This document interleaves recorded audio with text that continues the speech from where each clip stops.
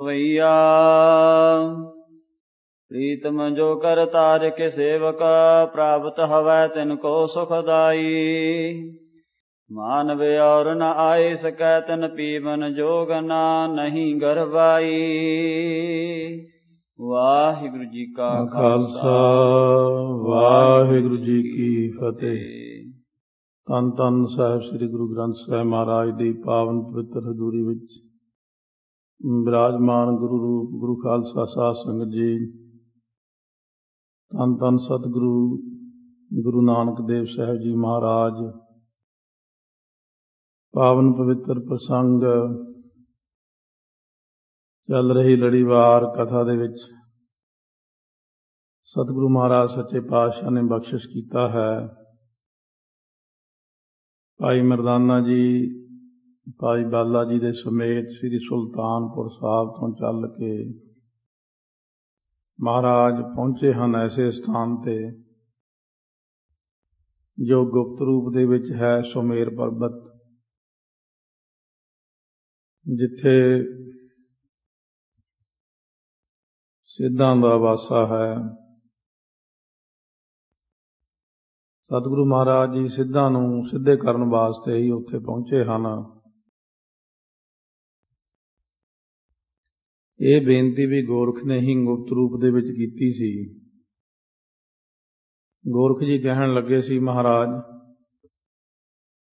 ਮੇਰੇ ਚੇਲੇ ਮੇਰੇ ਤੋਂ ਬਾਹਰ ਹੁੰਦੇ ਜਾ ਰਹੇ ਨੇ, ਕਿਉਂਕਿ ਇਹ ਦਸਮ ਦੁਆਰ ਤੱਕ ਪਹੁੰਚ ਕੇ ਰਿੱਧੀਆਂ ਸਿੱਧੀਆਂ ਦੇ ਮਾਲਕ ਬਣ ਬੈਠੇ ਨੇ। ਜਿੱਥੇ ਤੱਕ ਜਾਣਾ ਚਾਹੀਦਾ ਸੀ ਬ੍ਰਹਮ ਦੀ ਪ੍ਰਾਪਤੀ ਨੂੰ ਛੱਡ ਕੇ ਇਹ ਕਰਾਮਾਤੀ ਸ਼ਕਤੀਆਂ ਦੇ ਅਧੀਨ ਹੋ ਕੇ ਦੁਨੀਆ ਦੇ ਅੰਦਰ ਆਪਣੀ ਵਡਿਆਈ ਕਰਵਾ ਰਹੇ ਨੇ। ਸੋ ਆਪ ਜੀ ਕਿਰਪਾ ਕਰੋ, ਇਹਨਾਂ ਦੇ ਅੰਦਰ ਬੜਾ ਹੀ ਭਾਰੀ ਹੰਕਾਰ ਹੈ, ਹੰਕਾਰ ਦੂਰ ਕਰੋ। ਸੋ ਇਸ ਤਰ੍ਹਾਂ ਮਹਾਰਾਜ ਜਦੋਂ ਪਹੁੰਚੇ ਸਨ ਉੱਥੇ ਭਾਈ ਮਰਦਾਨਾ ਵੇਖ ਕੇ ਕਿ ਮਹਾਰਾਜ ਇੱਥੇ ਕੋਈ ਬੰਦਾ ਨਜ਼ਰ ਨਹੀਂ ਆਉਂਦਾ ਹੈ, ਧਰਤੀ ਸਾਰੀ ਬੜੀ ਸੋਹਣੀ ਸੋਨੇ ਦੀ ਹੈ। ਛੋਟੇ ਛੋਟੇ ਖਾਲਿਆਂ ਵਿੱਚ ਇੱਕ ਖਾਲਾ ਜਿਹਾ ਬਣਿਆ ਹੋਇਆ, ਜਿਹਦੇ ਵਿੱਚ ਇੱਕ ਬੜਾ ਹੀ ਮਿਠਾਸ ਭਰਿਆ ਜਲ ਵਗ ਰਿਹਾ ਹੈ ਅਤੇ ਉਹਦੇ ਨਾਲ ਨਾਲ ਉੱਥੇ ਫਲ ਵੀ ਲੱਗੇ ਹੋਏ ਨੇ। ਕਹਿਣ ਲੱਗਿਆ ਭਾਈ ਮਰਦਾਨਾ, ਮਹਾਰਾਜ ਮੈਂ ਇਹ ਜਲ ਛਕ ਲਵਾਂ। ਮਹਾਰਾਜ ਕਹਿੰਦੇ ਇਹ ਰੱਬ ਦੇ ਪਿਆਰਿਆਂ ਵਾਸਤੇ ਹੀ ਪਰਮੇਸ਼ਰ ਨੇ ਇੱਥੇ ਜਲ ਬਣਾਇਆ। ਜਿਹੜਾ ਛਕ ਲੈਂਦਾ ਉਹਨੂੰ ਗਿਆਨ ਵੀ ਹੋ ਜਾਂਦਾ, ਫਿਰ ਭੁੱਖ ਪਿਆਸ ਵੀ ਨਹੀਂ ਲੱਗਦੀ। ਪਰ ਇਹਨੂੰ ਛਕਣ ਤੋਂ ਬਾਅਦ ਬੰਦੇ ਅੰਦਰ ਸ਼ਕਤੀ ਵੀ ਆ ਜਾਂਦੀ। ਮਹਾਰਾਜ ਕਹਿੰਦੇ ਫਿਰ ਉਹ ਸ਼ਕਤੀ ਜਿਹੜੀ ਹੈ ਉਹ ਜਰਨੀ ਔਖੀ ਹੋ ਜਾਂਦੀ ਬੰਦੇ ਨੂੰ। ਜੇ ਬੰਦਾ ਹੰਕਾਰ ਤੋਂ ਰਹਿਤ ਹੋ ਕੇ ਇਹਨੂੰ ਪੀਵੇ ਤਾਂ ਕਿਰਪਾ ਹੁੰਦੀ। ਕਹਿੰਦਾ ਮਹਾਰਾਜ ਮੈਨੂੰ ਇੰਨਾ ਚਿਰ ਹੋ ਗਿਆ ਤੁਹਾਡੇ ਨਾਲ ਰਹਿੰਦਿਆਂ ਨੂੰ, ਇੰਨੀ ਕੁ ਤਾਂ ਕਿਰਪਾ ਕਰ ਦਿਓ, ਇੱਕ ਤਾਂ ਹੰਕਾਰ ਨਾ ਹੋਵੇ, ਇੱਕ ਜੇ ਪੀ ਕੇ ਮੇਰੇ 'ਚ ਸ਼ਕਤੀ ਆ ਵੀ ਗਈ ਤਾਂ ਮੈਂ ਜਰ ਸਕਾਂ। ਕਿਉਂਕਿ ਇਹ ਬੜੇ ਸਾਫ਼ ਅਤੇ ਸਿੱਧੇ ਦਿਲ ਨਾਲ ਗੱਲ ਕਰਦਾ ਸੀ। ਮਹਾਰਾਜ ਨੇ ਕਦੇ ਨਹੀਂ ਬਚਨ ਮੋੜਿਆ ਭਾਈ ਮਰਦਾਨੇ ਦਾ, ਜੋ ਬੇਨਤੀ ਕਰ ਦੇਣੀ ਉਹੀ ਮੰਨ ਲੈਣੀ। ਅੱਛਾ ਬਈ ਮਰਦਾਨਾ, ਤੇਰੇ ਨਾਲ ਸਾਨੂੰ ਕੰਮ ਬਹੁਤ ਹੈ, ਇਸੇ ਤਰ੍ਹਾਂ ਹੀ ਹੋ ਜਾਏਗਾ। ਭਾਈ ਮਰਦਾਨਾ ਜੀ ਨੇ ਉਹ ਜਲ ਛਕਿਆ, ਉਹਦੇ ਨਾਲ ਹੀ ਕਪਾਟ ਖੁੱਲ੍ਹ ਗਏ। 3 ਘੰਟੇ ਸਮਾਧੀ ਲੱਗੀ ਰਹੀ। ਫਿਰ ਉਹਨੇ ਸਤਿਗੁਰੂ ਜੀ ਨੂੰ ਪਛਾਣਿਆ ਕਿ ਇਹ ਆਪ ਬ੍ਰਹਮ ਪਰਮੇਸ਼ਰ ਹਨ। ਮਹਾਰਾਜ ਦੀ ਉਸਤਤ ਕੀਤੀ। ਸਤਿਗੁਰੂ ਜੀ ਨੇ ਬਚਨ ਕੀਤੇ ਵੀ ਸਿੱਖ ਅਤੇ ਗੁਰੂ ਦਾ ਸੰਬੰਧ ਕੀ ਹੈ। ਗੁਰੂ ਉਹ ਹੁੰਦਾ ਕਿ ਸਿੱਖ ਅਤੇ ਮਨ ਦੇ ਅੰਦਰ ਜੇ ਸੰਸਾ ਆ ਜੇ, ਉਹ ਪ੍ਰਸ਼ਨ ਕਰੇ ਤੇ ਗੁਰੂ ਉਹਦਾ ਜਵਾਬ ਦੇਵੇ ਸਹੀ। ਜੇ ਜਵਾਬ ਨਾ ਦੇਵੇ ਫਿਰ ਉਹ ਠੱਗ ਗੁਰੂ ਹੈ, ਪੈਸਿਆਂ ਵਾਸਤੇ ਹੀ ਚੇਲੇ ਬਣਾਉਂਦਾ। ਇਸ ਤਰ੍ਹਾਂ ਮਹਾਰਾਜ ਨੇ ਕਾਫੀ ਉਪਦੇਸ਼ ਕੱਲ੍ਹ ਦੀ ਕਥਾ ਵਿੱਚ ਆਪਾਂ ਦਿੱਤਾ ਸੀ। ਔਰ ਭੁੱਖ ਅਤੇ ਪਿਆਸ ਭਾਈ ਮਰਦਾਨਾ ਜੀ ਦੀ ਮੇਟ ਦਿੱਤੀ ਹੈ। ਬਹੁਤ ਖੁਸ਼ ਨੇ, ਮੰਨਦਾ ਹੈ ਕਿ ਹੁਣ ਮੇਰੀ ਦੇਹੀ ਸਫਲੀ ਹੋ ਗਈ ਹੈ। ਬਹੁਤ ਦੇਰ ਤੋਂ ਮੈਂ ਗੁਰੂ ਨਾਨਕ ਦੇਵ ਜੀ ਮਹਾਰਾਜ ਦੇ ਨਾਲ ਜੋ ਘੁੰਮ ਰਿਹਾ, ਮਾਫੀਆਂ ਵੀ ਮੰਗ ਲਈਆਂ ਕਿ ਗਲਤੀਆਂ ਹੋ ਗਈਆਂ ਬੋਲਦਿਆਂ। ਸੋ ਆਓ ਅੱਗੇ ਕਥਾ ਸਰਵਣ ਕਰਦੇ ਹਾਂ। ਜਿਸ ਤਰ੍ਹਾਂ ਮਹਾਰਾਜ ਸਿੱਧਾ ਨੂੰ ਉਤਾਰਨਗੇ, ਰਸਨਾ ਨੂੰ ਕਰੀਏ ਪਵਿੱਤਰ ਪਿਆਰ ਸਤਿਕਾਰ ਨਾਲ। ਗੱਜ ਕੇ ਆਖੋ ਸਤਿਨਾਮ ਸ੍ਰੀ ਵਾਹਿਗੁਰੂ ਸਾਹਿਬ ਜੀ। ਸਤਿਨਾਮ ਸ੍ਰੀ ਵਾਹਿਗੁਰੂ ਸਾਹਿਬ ਜੀ। ਸਵਈਆ ਭੂਖ ਪਿਪਾਸ ਲਗੈ ਨਾ ਤੁਮੈ, ਇਹ ਕਾਰਨ ਬੂਝਤ ਹੈ ਮਰਦਾਨਾ। ਭਾਈ ਮਰਦਾਨਾ ਜੀ ਪੁੱਛਦੇ ਨੇ ਮਹਾਰਾਜ ਨੂੰ ਕਿ ਆਪ ਜੀ ਨੂੰ ਇਹ ਜਿਹੜੀ ਭੁੱਖ ਹੈ, ਪਿਆਸ ਹੈ, ਤੁਹਾਨੂੰ ਕਿਸ ਕਾਰਨ ਕਰਕੇ ਨਹੀਂ ਲੱਗਦੀ? ਕਿਉਂਕਿ ਮੈਂ ਤਾਂ ਇਹ ਜਲ ਛਕ ਲਿਆ, ਫਿਰ ਤੁਸੀਂ ਕੀ ਛਕਿਆ ਹੋਇਆ ਹੈ ਜਾਂ ਜਿਹਦੇ ਨਾਲ ਭੁੱਖ ਅਤੇ ਪਿਆਸ ਨਹੀਂ ਲੱਗਦੀ? ਸਾਲ ਦਸਾਲ ਬਿਹਾਵਤ ਹੈ, ਬਿਨ ਭੋਜਨ ਤੇ ਨਹਿ ਪਾਨ ਕੋ ਪਾਨਾ। ਮੈਂ ਕਈ ਵਾਰ ਦੇਖਦਾ ਸਾਲ 2 ਸਾਲ ਐਵੇਂ ਹੀ ਲੰਘ ਜਾਂਦੇ ਤੁਹਾਡੇ ਬਿਨਾਂ ਭੋਜਨ ਤੋਂ। ਨਾ ਤੁਸੀਂ ਪਾਣੀ ਪੀਂਦੇ ਹੋ, ਨਾ ਪ੍ਰਸ਼ਾਦਾ ਛਕਦੇ ਹੋ ਕਿਤੇ। ਇਹ ਕੀ ਕਾਰਨ ਹੈ? ਕਿਹੜੀ ਸ਼ਕਤੀ ਹੈ ਜਿਸ ਕਰਕੇ ਤੁਹਾਨੂੰ ਭੁੱਖ ਅਤੇ ਪਿਆਸ ਨਹੀਂ ਲੱਗਦੀ? ਕੌਣ ਆਹਾਰ ਆਧਾਰ ਰਹਿ, ਨਿਰਧਾਰ ਕਹੋ ਮੁਝ ਕੋ ਗੁਣ ਖਾਨਾ। ਇਹ ਗੁਣਾਂ ਦੇ ਖਾਨ ਗੁਰੂ ਨਾਨਕ ਦੇਵ ਜੀ, ਇਹ ਮੈਨੂੰ ਕਿਰਪਾ ਕਰਕੇ ਆਪ ਨਿਰਣੇ ਕਰਕੇ ਦੱਸੋ, ਕਿਹੜੇ ਭੋਜਨ ਦੇ ਆਸਰੇ ਆਪ ਜੀ ਰਹਿੰਦੇ ਹੋ? ਹੈ ਜੋ ਸੰਦੇਹ ਹਿਰਦੈ ਹਮਰੇ, ਇਹ ਦਿਓ ਮਿਟਾਏ ਕਰੋ ਪ੍ਰਸਥਾਨਾ।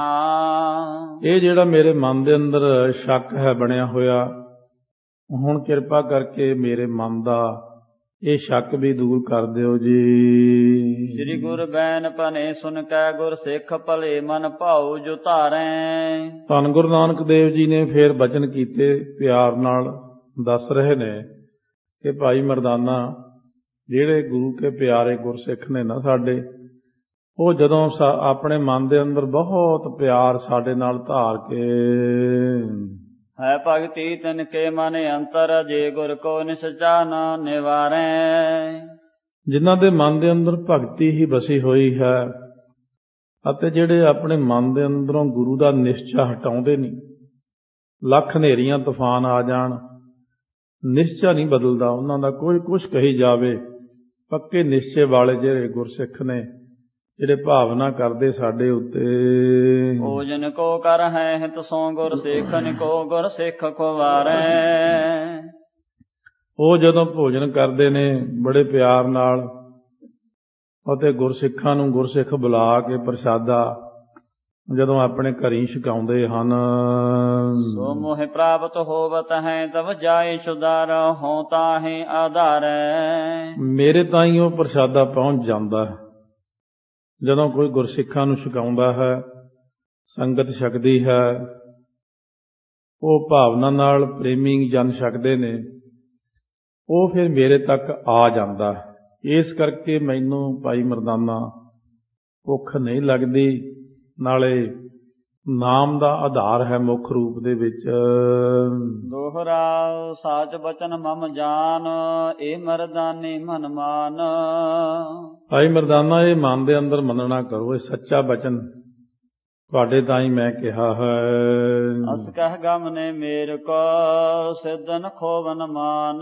ਸੋ ਇਸ ਤਰ੍ਹਾਂ ਮਹਾਰਾਜ ਸੱਚੇ ਪਾਤਸ਼ਾਹ ਸੁਮੇਰ ਪਰਬਤ ਵੱਲ ਨੂੰ ਅੱਗੇ ਗਏ ਨੇ, ਸਿੱਧਾਂ ਦੇ ਮਾਣ ਹੰਕਾਰ ਨੂੰ ਦੂਰ ਕਰਨ ਲਈ। ਦੋਹਰਾ ਸ੍ਰੀ ਗੁਰੂ ਚਰਨ ਸਰੋਜ ਕੋ, ਪ੍ਰੇਮ ਅਮੀ ਪਹਿਚਾਨ। ਅਮਰ ਅਜਰ ਸੁਖ ਪਾਏ ਹੈ, ਜੇ ਕਰਹੀ ਤਿਹ ਪਾਨ। ਸੋ ਸਤਿਗੁਰੂ ਮਹਾਰਾਜ ਦੇ ਚਰਨਾਂ ਕਮਲਾਂ ਦਾ ਜੋ ਪ੍ਰੇਮ ਹੈ, ਉਹਨੂੰ ਪਛਾਣ ਕਿ ਉਹ ਅੰਮ੍ਰਿਤ ਹੈ। ਜੋ ਉਸ ਨੂੰ ਪੀਣਗੇ ਉਹ ਅਮਰ ਤੇ ਅਜਰ ਸੁਖ ਪ੍ਰਾਪਤ ਕਰ ਲੈਣਗੇ। ਕਵਿਤ ਜਿਗ ਵਿਜਹਿਤ ਸਾਜ ਬੇਦੀ ਕੋ ਲਕੀਤ, ਦਲ ਚੱਲੇ ਦੰਬ ਦਲ ਵੇ ਕੋ ਦਿਲ ਨ ਬਧਾਰਿਆ। ਭਾਈ ਬਾਲਾ ਜੀ ਅੱਗੇ ਕਥਾ ਸੁਣਾ ਰਹੇ ਨੇ। ਕਵਿਤ ਉਚਾਰਨ ਕੀਤਾ ਹੈ ਕਵੀ ਜੀ ਨੇ। ਜਗਤ ਨੂੰ ਜਿੱਤਣ ਦਾ ਮਤਲਬ ਹੁੰਦਾ ਦਿਗ ਵਿਜੈ ਹੇਤ। ਸਾਰੇ ਜਗ ਨੂੰ ਜਿੱਤਣ ਵਾਸਤੇ, ਸਿੱਧੇ ਰਸਤੇ ਪਾਉਣ ਵਾਸਤੇ ਚੜ੍ਹਿਆ ਸੋਧਣ ਧਰਤ ਲੁਕਾਈ ਗੁਰੂ ਨਾਨਕ ਦੇਵ ਜੀ ਮਹਾਰਾਜ। ਉਹਦੇ ਲਈ ਸਰੀਰ ਬੇਦੀਆਂ ਦੀ ਕੁਲ ਦੇ ਵਿੱਚ ਬੇਦੀਆਂ ਦੇ ਨਿਸ਼ਾਨ ਰੂਪ ਹੋ ਕੇ ਦਲ ਜਿਹੜਾ ਮਹਾਰਾਜ ਨੇ ਆਪਣਾ ਦਲ ਲਿਆ ਹੈ ਸ਼ੁਭ ਗੁਣਾਂ ਦਾ, ਚਲੇ ਦੰਭ ਦਲਬੇ ਕੋ ਦਲਨ ਬਿਦਾਰੀਆ, ਆਸਰੀ ਸੰਪਤੀ ਦੀਆਂ ਫੌਜਾਂ ਨੂੰ ਸੋ ਇਸ ਪ੍ਰਕਾਰ ਦੂਰ ਕਰਨ ਵਾਲੇ ਮਹਾਰਾਜ ਸੱਚੇ ਪਾਤਸ਼ਾਹ ਸੰਸਾਰ ਦੇ ਅੰਦਰ ਦੈਵੀ ਸੰਪਦਾ ਨੂੰ ਨਾਲ ਲੈ ਕੇ, ਭਾਵ ਸ਼ੁਭ ਗੁਣਾਂ ਨੂੰ ਨਾਲ ਲੈ ਕੇ, ਜਿਹੜੇ ਲੋਕਾਂ ਦੇ ਅੰਦਰ ਔਗਣ ਪੈਦਾ ਹੋ ਗਏ ਸੀ ਉਹਨਾਂ ਔਗਣਾਂ ਨੂੰ ਕੱਟਣ ਵਾਸਤੇ ਗੁਰੂ ਨਾਨਕ ਦੇਵ ਜੀ ਚੱਲੇ।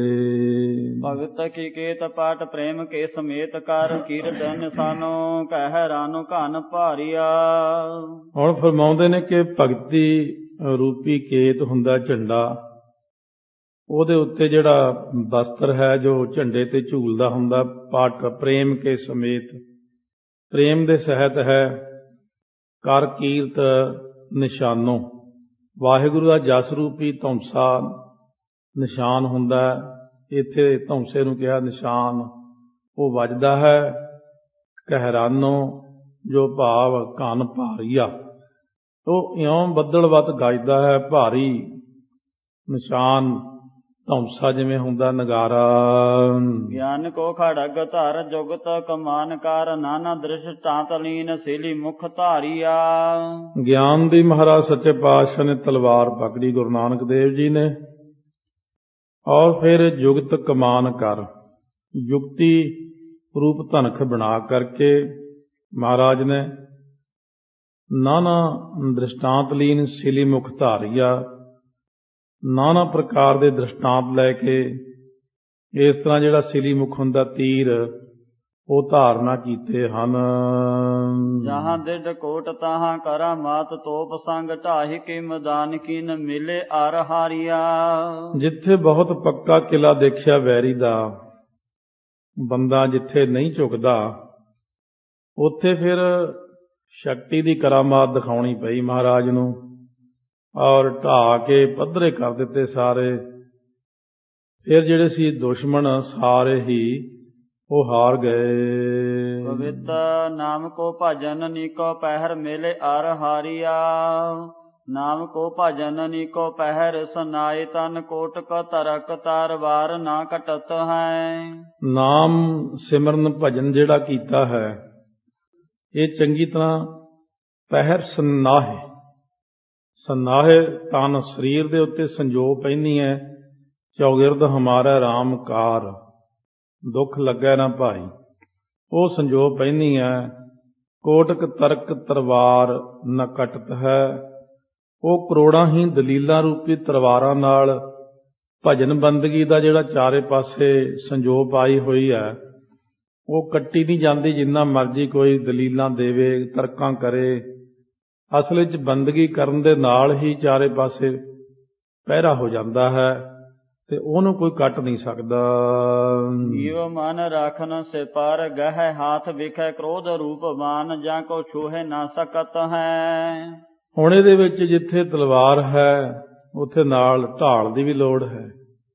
ਕਹਿੰਦੇ ਨੇ ਨੀਵੋ ਮਨ ਰਾਖਨ ਸਿਪਰ ਗਹਿ ਹਾਥ ਵਿਖੇ, ਜਿਹੜੀ ਸਿਪਰ ਹੁੰਦੀ ਹੈ ਮਨ ਨੂੰ ਢਾਲ ਫੜੀ ਹੋਈ ਹੈ, ਜਿਹੜਾ ਮਨ ਨੂੰ ਨੀਵਾਂ ਰੱਖਣਾ ਹੈ। ਕ੍ਰੋਧ ਰੂਪੀ ਜਿਹੜਾ ਹੈ ਬਾਣ, ਵੀਰ ਰਸ ਰੂਪੀ ਬਾਣ, ਉਹਨੂੰ ਛੋਹ ਨਹੀਂ ਸਕਦਾ ਆ ਕੇ। ਉਹ ਢਾਲ ਦੇ ਨਾਲ ਕ੍ਰੋਧ ਨੂੰ ਦੂਰੋਂ ਹੀ ਨਿਮਰਤਾ ਦੇ ਨਾਲ ਸੁੱਟ ਦਿੰਦੇ ਹਨ। ਧੀਰਜ ਸੰਤੋਖ ਸਤ ਦਾਨ ਇਸ ਨਾਨ ਮਤ ਦਇਆ ਉਪਕਾਰ ਅਤ ਸ਼ਰਧਾ ਜੀ ਸ਼ਕਤ ਹੈ। ਸੋ ਇਸ ਤਰ੍ਹਾਂ ਕਹਿੰਦੇ ਨੇ ਕਿ ਜਿਹੜਾ ਸ਼ੁਭ ਗੁਣ ਹੁੰਦੇ ਨੇ ਉਹਦੇ ਚ ਆ ਜਾਂਦਾ ਧੌਲ, ਧਰਮ ਦਇਆ ਕਾ ਪੂਤ ਦਇਆ ਵੀ ਆ ਜਾਂਦੀ ਹੈ, ਅਥਵਾ ਜਾਤ ਪਹਾਰਾ, ਧੀਰਜ ਸੁਨਿਆਰ, ਹਰਨ ਮਤ ਵੇਦ ਹਥਿਆਰ। ਧੀਰਜ ਮਨ ਦੇ ਅੰਦਰ ਹੋਣਾ, ਸੰਤੋਖ ਹੋਣਾ, ਸੱਚ ਬੋਲਣਾ, ਸਤ ਪ੍ਰਤੱਗੀ ਹੋਣਾ, ਦਾਨ ਦੇਣਾ, ਇਸ਼ਨਾਨ ਕਰਨਾ, ਉਹਨਾਂ ਦੀ ਬੁੱਧੀ ਵਿੱਚ ਦਇਆ ਆ ਜਾਂਦੀ, ਉਪਕਾਰ ਅਤੇ ਸ਼ਰਧਾ ਜੀ ਸ਼ਕਤ ਹੈ। ਮਨ ਵਿੱਚ ਭਰੇ ਜਾਂ ਟਿਕੇ ਹੋਏ ਛਕਣ ਤੋਂ ਭਾਵ ਹੁੰਦਾ। ਸੋ ਇਸ ਤਰ੍ਹਾਂ ਉਹ ਆਨੰਦਮਈ ਜੀਵਨ ਦੇ ਵਿੱਚ ਇਹਨਾਂ ਗੁਣਾਂ ਦੇ ਅੰਦਰ ਸਾਹਸ ਹੈ ਬੜਾ, ਭਾਵ ਤਕੜੇ ਹੋ ਕੇ ਸ਼ਰਧਾ ਦੇ ਨਾਲ ਚੱਲਦੇ ਹਨ। ਧਰਮ ਤੇ ਆਦ ਜੋਦਾ ਔਰ ਬੜੇ ਚੜੇ ਸੰਗ ਜੀਤ ਵੇਖੋ ਮੋਹ ਮਾਰ ਮਾਰ ਹੀ ਰਟਤ ਹੈ। ਧਰਮ ਤੇ ਆਦਿਕ ਹੋਰ ਸ਼ੁਭ ਗੁਣਾਂ ਦੇ ਨਾਲ ਇਹਨਾਂ ਯੋਧਿਆਂ ਨੂੰ ਲੈ ਕੇ ਚੜੇ ਨੇ ਗੁਰੂ ਨਾਨਕ ਦੇਵ ਜੀ। ਐਸਾ ਜੋ ਜੰਗ ਦਾ ਪ੍ਰਸੰਗ ਬਣਾ ਰਹੇ ਨੇ ਕਵੀ ਜੀ ਕਿ ਮੋਹ ਦੇ ਨਾਲ ਜੰਗ ਕਰਕੇ ਉਹਨੂੰ ਮਾਰ ਲਓ ਕਰਕੇ ਸ਼ੁਭ ਗੁਣ ਜਿਹੜੇ ਨੇ ਇਹਨਾਂ ਨੂੰ ਲੈ ਕੇ ਸਤਿਗੁਰੂ ਮਹਾਰਾਜ ਜੀ ਕਹਿੰਦੇ ਹਨ ਕਿ ਮਾਰ ਲਓ ਇਹਨੂੰ, ਮੋਹ ਨੂੰ, ਕਾਮ ਨੂੰ, ਕ੍ਰੋਧ ਨੂੰ, ਲੋਭ ਨੂੰ, ਹੰਕਾਰ ਨੂੰ। ਇਸ ਤਰ੍ਹਾਂ ਸਤਿਗੁਰੂ ਅੱਗੇ ਵਧ ਰਹੇ ਸੰਸਾਰ ਦੇ ਵਿੱਚ। ਅੜਲਾ ਇਸ ਪ੍ਰਕਾਰ ਜਬ ਚਲੇ ਮੇਰ ਪੈ ਜਾਨ ਕੋ। ਇਸ ਤਰ੍ਹਾਂ ਜਦੋਂ ਚੱਲੇ ਹਨ ਸੁਮੇਰ ਪਰਬਤ ਤੇ ਜਾਣ ਲਈ। ਸਖਤ ਸਹਿਤ ਸਭ ਸਿੱਧ ਧਰਤ ਮਹਿ ਮਾਨ ਕੋ। ਸ਼ਕਤੀ ਦੇ ਸਹਿਤ ਸਾਰੇ ਸਿੱਧ ਜੋ ਬਹੁਤ ਹੰਕਾਰ ਆਪਣੇ ਮਨ ਦੇ ਅੰਦਰ ਧਾਰ ਕੇ ਬੈਠੇ ਸਨ। ਤਿਨ ਕੋ ਜੀਤਨ ਭਲੇ ਬਾਤ ਇਹ ਤਿਉ ਭਈ। ਉਹਨਾਂ ਨੂੰ ਜਿੱਤਣ ਦੀ ਚੰਗੀ ਗੱਲ ਇਸ ਤਰ੍ਹਾਂ ਹੋਈ ਹੈ। ਹੋਤ ਗੋਰਖ ਕੀ ਸੁਨਹੁ ਹਿਰਦੈ ਜਿਉ ਤਿਨ ਠਹੀ। ਗੋਰਖ ਜੀ ਨੇ ਆਪਣੇ ਉਧਰ ਮਨ ਦੇ ਅੰਦਰ ਇਹ ਗੱਲ ਧਾਰਨ ਕਰ ਲਈ ਹੈ। ਸੋ ਗੋਰਖ ਸਮੇਰ ਦਾ ਵਾਸੀ ਨਹੀਂ ਸੀ, ਹੁਣ ਚੱਲਿਆ ਹੈ। ਇਹ ਇਸ ਤਰੀਕੇ ਨਾਲ ਅੱਗੇ ਜਾ ਕਰਕੇ ਦੱਸ ਰਹੇ ਹਨ ਕਿ ਗੋਰਖ ਦੇ ਮਨ ਦੇ ਅੰਦਰ ਇਹ ਗੱਲ ਆਈ। ਦੋਹਰਾ ਭਰਥਰ ਪੂਰਬ ਜਬ ਮਿਲਿਆ ਸੁਨੇ ਬਚਨ ਤਤ ਸਾਰ। ਗੋਰਖ ਜੀ ਨੂੰ ਗੁਰੂ ਨਾਨਕ ਦੇਵ ਜੀ ਦਾ ਗਿਆਨ ਭਰਥਰ ਜੀ ਤੋਂ ਹੋਇਆ, ਕਿਉਂਕਿ ਜਦੋਂ ਸਤਿਗੁਰੂ ਕਾਮਰੂਪ ਦੇਸ਼ ਗਏ ਨੇ ਉੱਥੇ ਭਰਥਰ ਹਰੀ ਮਿਲੇ, ਬ੍ਰਹਮ ਗਿਆਨ ਦਿੱਤਾ ਮਹਾਰਾਜ ਨੇ, ਆਪਸੀ ਬਚਨ ਵਿਲਾਸ ਹੋਏ। ਫੇਰ ਕਿਤੇ ਗੋਰਖ ਨੂੰ ਭਰਥਰ ਹਰੀ ਜਦੋਂ ਮਿਲੇ ਉਹ ਦੱਸਿਆ ਵੀ ਗਿਆਨ ਤਾਂ ਸਾਰਾ ਉੱਥੇ ਹੈ, ਗੁਰੂ ਨਾਨਕ ਸਾਹਿਬ ਕੋਲੇ ਹੈ। ਆ ਜਿੱਥੇ ਤੁਸੀਂ ਫਿਰਦੇ ਹੋ ਕਰਾਮਾਤਾਂ ਵਿੱਚ ਉਲਝੇ ਹੋਏ, ਇਹ ਚੀਜ਼ ਨਹੀਂ ਹੈ। ਅਸਲ ਵਿੱਚ ਜਿਹੜਾ ਬ੍ਰਹਮ ਗਿਆਨ ਹੈ ਉਹ ਗੁਰੂ ਨਾਨਕ ਦੇਵ ਜੀ ਪਾਸ ਹੈ, ਤਤ ਸਾਰ। ਗੋਰਖ ਟਿਕ ਗਮਨਿਓ ਤਬ ਹੈ ਬੰਦਹ ਪਦ ਸਿਰ ਧਾਰ।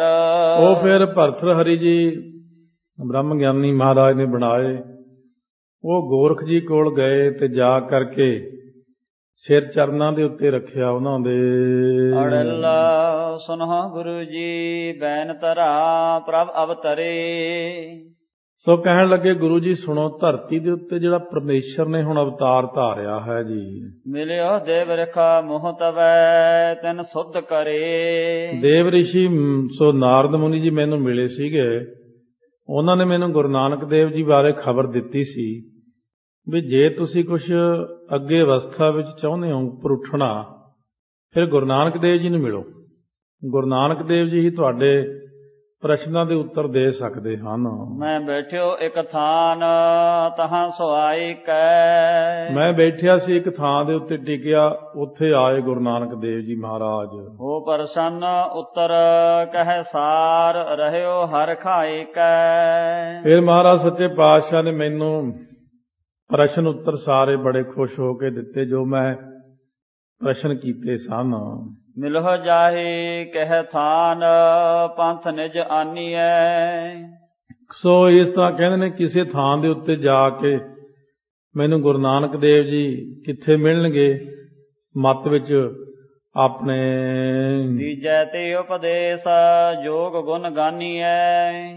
ਸੋ ਉਹਨਾਂ ਨੂੰ ਉਪਦੇਸ਼ ਦੇਣਾ ਕਰੋ ਤਾਂ ਕਿ ਉਹ ਯੋਗ ਦੇ ਗੁਣਾਂ ਨੂੰ ਗਾਉਣਾ ਕਰਨ। ਭਾਵ ਇਹਨਾਂ ਦੀ ਹਲੇ ਪਹਿਲਾਂ ਇਹੀ ਸਲਾਹ ਸੀ ਬਈ ਗੋਰਖ ਜੀ ਦੇ ਮੱਤ ਵਿੱਚ ਗੁਰੂ ਨਾਨਕ ਦੇਵ ਜੀ ਆ ਜਾਣ, ਫਿਰ ਉਹ ਸਿੱਧਾਂ ਦਾ ਨਾਂ ਉੱਚਾ ਹੋਵੇਗਾ। ਹਮਰਾ ਪੰਥ ਕਰੇ ਉਜਿਆਲਾ। ਸਿੱਧਾਂ ਨੇ ਸਲਾਹ ਕੀਤੀ ਜੇ ਗੁਰੂ ਨਾਨਕ ਦੇਵ ਜੀ ਨੂੰ ਲਿਆਈਏ ਆਪਾਂ, ਹੈ ਬਹੁਤ ਗਿਆਨਵਾਨ, ਉਹ ਆਪਣੇ ਪੰਥ ਨੂੰ ਰੌਸ਼ਨ ਕਰਨਗੇ।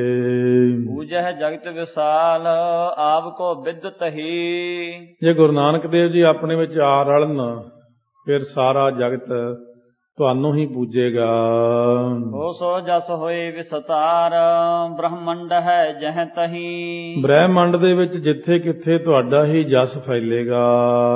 ਜੋ ਨਾ ਲਖਾ ਮਨ ਮਾਹੈ ਪ੍ਰਭ ਕਿਉ ਮਗ ਪਰੇ। ਇਸ ਤਰ੍ਹਾਂ ਕਹਿੰਦੇ ਨੇ ਕਿ ਇਹ ਨਾ ਜਾਣੋ ਕਿ ਕਿੱਕਰ ਸਾਡੇ ਉਹ ਰਸਤੇ ਤੇ ਪੈ ਜਾਣਗੇ। ਰਾਮ ਕ੍ਰਿਸ਼ਨ ਅਵਤਾਰ ਆਨ ਜਗ ਗੁਰ ਕਰੇ। ਕਿਉਂਕਿ ਰਾਮਚੰਦਰ ਜੀ ਨੇ, ਕ੍ਰਿਸ਼ਨ ਜੀ ਨੇ ਜਦੋਂ ਅਵਤਾਰ ਧਾਰਿਆ ਸੀ, ਉਹਨਾਂ ਨੇ ਵੀ ਤਾਂ ਗੁਰੂ ਧਾਰਿਆ ਹੀ ਸੀ, ਰਾਮਚੰਦਰ ਜੀ ਹੋਣਾ ਨੇ। ਇਸੇ ਤਰ੍ਹਾਂ ਗੁਰੂ ਨਾਨਕ ਦੇਵ ਜੀ ਨੂੰ ਆਪਾਂ ਚੇਲਾ ਬਣਾ ਲੈਂਦੇ ਆ, ਉਹ ਤੁਹਾਨੂੰ ਗੁਰੂ ਧਾਰ ਲੈਣਗੇ ਆਪਣਾ।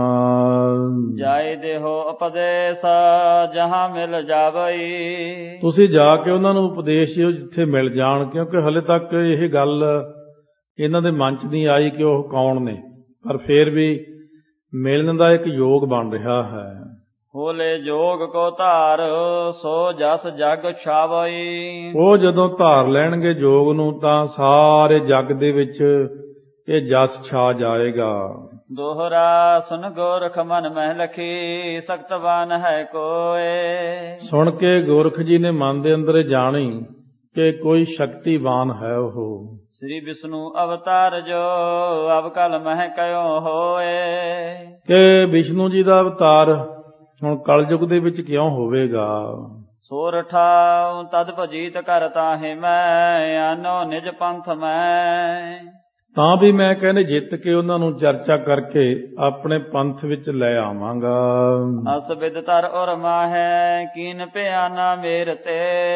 ਇਸ ਤਰ੍ਹਾਂ ਉਹਨਾਂ ਨੇ ਮਨ ਦੇ ਅੰਦਰ ਧਾਰ ਕੇ ਇਹ ਗੱਲ ਸੁਮੇਰ ਪਰਬਤ ਤੋਂ ਪਿਆਨਾ ਕੀਤਾ, ਜਾਣਾ ਕੀਤਾ ਹੈ। ਉਤ ਗੋਰਖ ਜਾਂ ਕੀਨ ਗੁਰੂ ਕਥਾ ਇਤ ਕੀ ਸੁਨਹੁ। ਉਧਰ ਗੋਰਖ ਨੇ ਤਾਂ ਇਉਂ ਕੀਤਾ ਹੈ, ਇਧਰ ਗੁਰੂ ਸਾਹਿਬ ਦੀ ਕਥਾ ਅੱਗੇ ਹੋਰ ਸੁਣੋ। ਗਮਨੇ ਪ੍ਰਭੂ ਪਰਵੀਨ ਜਿਨ ਬਾਣੀ ਤੇ ਸ਼ਾਂਤ ਹੋਵੈ। ਪ੍ਰਭੂ ਸਿਆਣੇ ਸਤਿਗੁਰੂ ਗੁਰੂ ਨਾਨਕ ਦੇਵ ਜੀ ਚੱਲੇ ਨੇ, ਜਿਨ੍ਹਾਂ ਦੀ ਬੋਲ ਬਾਣੀ ਦੇ ਨਾਲ ਹੀ ਬੰਦੇ ਨੂੰ ਸ਼ਾਂਤੀ ਪ੍ਰਾਪਤ ਹੋ ਜਾਂਦੀ ਹੈ। ਛਪਿਆ ਪ੍ਰਛਹ ਥਾਨੇ ਗੁਣ ਖਾਨ ਹਨਨ ਸਭ ਸਿੱਧਨ ਮਾਨਾ। ਪ੍ਰਸਥਾਨ ਕੀਤਾ ਹੈ ਗੁਰੂ ਨਾਨਕ ਦੇਵ ਜੀ ਨੇ ਸਾਰੇ ਸਿੱਧਾਂ ਦਾ ਮਾਣ ਕੱਟਣ ਵਾਸਤੇ। ਗਏ ਹਿਮਾਚਲ ਊਰਦੂ ਦੇਖ ਬੋਲਿਓ ਮਰਦਾਨਾ।